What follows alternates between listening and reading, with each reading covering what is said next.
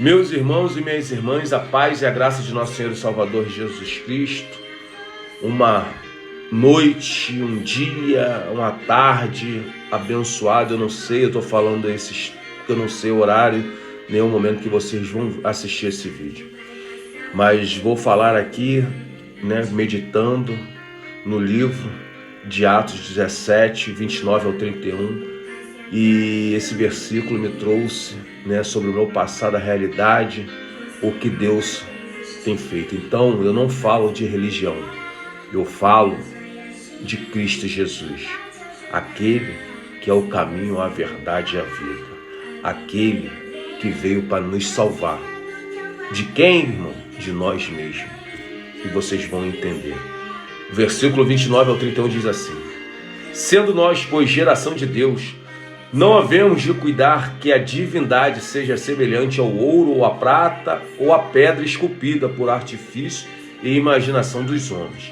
Mas Deus, não tendo em conta os tempos da ignorância, anuncia agora a todos os homens e em todo lugar que se arrependam, porquanto tem determinado um dia em que com justiça há de julgar o mundo por meio do homem que destinou. E disso deu certeza a todos, ressuscitando dentre os mortos. Todos conhecem e sabem quem é o nosso Senhor Jesus Cristo. Ele pagou um preço por mim e por você. E aqui quem fala é um homem que tinha tudo para dar errado, que era mais mundano do que o próprio mundo, que desde pequeno, sempre tentando ser esperto perante os seus pais, perante na mãe dos meus filhos, nunca fui exemplo e achava que eu era bambambam. Tinha muitas amizades, muito isso, mas não tinha perspectiva. E quando falam aqui, eu sempre tive temor a Deus, mas fazia totalmente ao contrário que Deus nos ensina, porque eu não sabia desse manual, não sabia desse manual, e era o próprio mundano, mas eu sabendo que Deus tinha uma história na minha vida, e eu comecei a entender essa história quando eu ganhei a primeira Bíblia dos pais, e ali comecei a ler. Um homem que não é um improvável, que não tinha perspectiva, o Senhor encontrou. Me arrependi de todos os meus erros. Em outrora eu sempre falava: não me arrependo de nada, faria tudo de novo. É o tempo da ignorância. Mas quando Jesus me alcançou e me mostrou o verdadeiro caminho e quem Jesus era, misericordioso, Salvador, o que Ele fez por mim, o que Ele fez por você, eu comecei a entender. Miserável homem que eu sou, um homem egoísta que eu era. Mas Deus permite, e Deus te permite a mudar a tua história, a escrever uma nova história para você.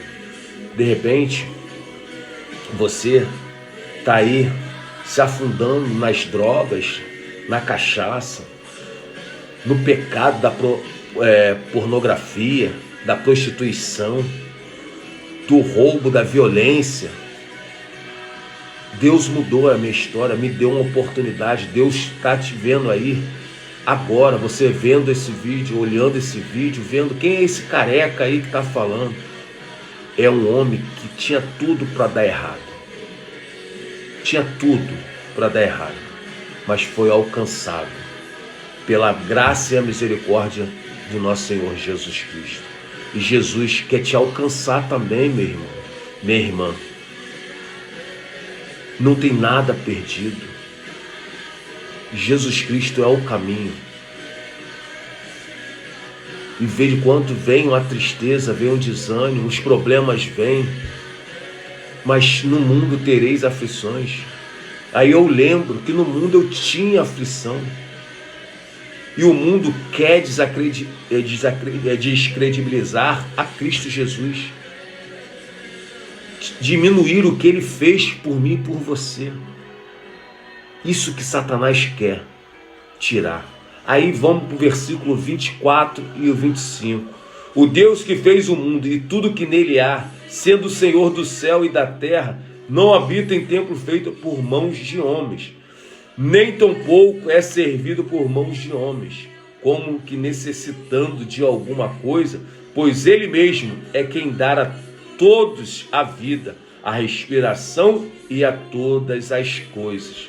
É o Senhor que nos dá tudo.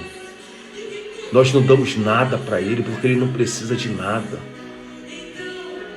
Ah, mas Ele precisa... Não, tem os arcanjos, os anjos, os querubins, que ficam gritando, está no livro de Isaías, santo, santo, santo é o Senhor do exército. O prazer do Senhor é que todos sejamos salvos, que todos se arrependam dos seus erros, dos seus pecados. Irmão, a pior coisa que muitos pregam e falam é o livre-arbítrio.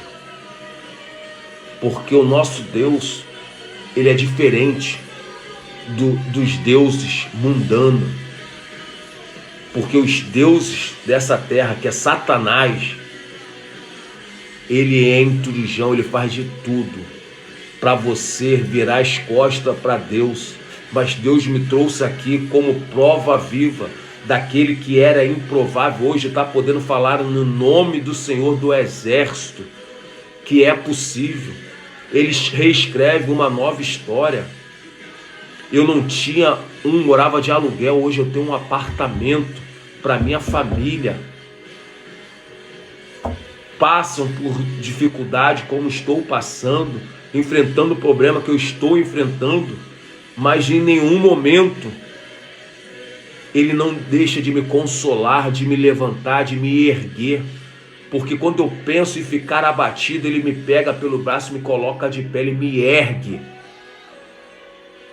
Então, não pensa você que o mundo, quando você tiver para cair, vai te levantar. Não. O mundo vai jogar doido para jogar terra em cima de você, para te afundar, te matar mais rápido. Mas eu estou falando daquele que é dono da vida. Aquele que outrora, quando eu estava no mundo, com a pressão, antes de eu conhecer, de entregar a minha vida, a pressão altíssima, o Senhor, os médicos falando, você vai ser dependente de remédio, problema de coração. Ei, aceitei Jesus, tomei posse da palavra dele, quanto Isaías 53, do 3 ao 4, fala que Ele levou sobre si todas as nossas enfermidades.